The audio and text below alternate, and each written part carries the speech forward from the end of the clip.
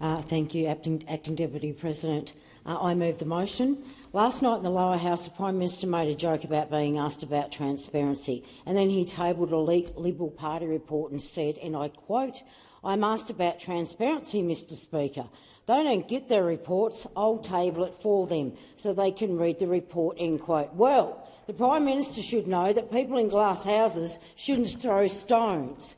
According to the research from the Centre for Public Integrity, in this government's first term, more FOI requests were refused than fully granted. The rate of outright refusals has nearly doubled, and the average processing times for the Office of the Information Commissioner increased from 6 months to 15 months. And then when they were in opposition, the Albanese Government promised transparency and integrity. But once again, they got into power and they embraced secrecy.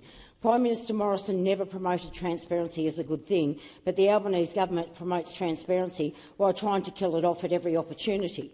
Remember what happened last year? The Department of Prime Minister and Cabinet prepared a document leaked to the ABC. This document gave public servants advice to help them dodge tricky questions during estimates. This document also directed public servants on how to avoid vague answers to questions on notice filed as part of the Senate estimates accountability process. In September of 2025, the Prime Minister told the UK Labor Party that, and I quote, "We all know this is a time when trust in governments and institutions is under challenge," end quote.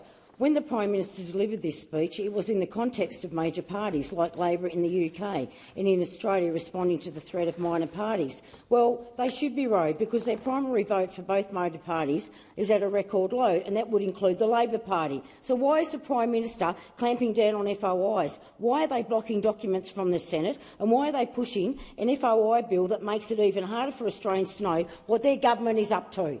How is building trust with Australians? How does that do that job? Seriously, you're not helping yourselves. And the sort of games that we see Labor playing in the Senate won't reassure Australians that you are a trustworthy government. You are far from it.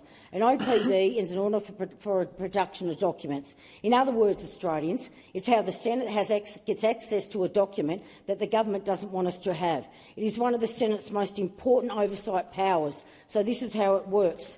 A senator goes in for an order of documents, and if a senator gets enough votes, a majority, only then does the government have to cough up the document and bring it to the Senate chamber. When the politicians come back to Canberra on February the 4th, the Albanese Government decided it was going to try and amend every order for the production of documents being proposed to make it absolutely meaningless.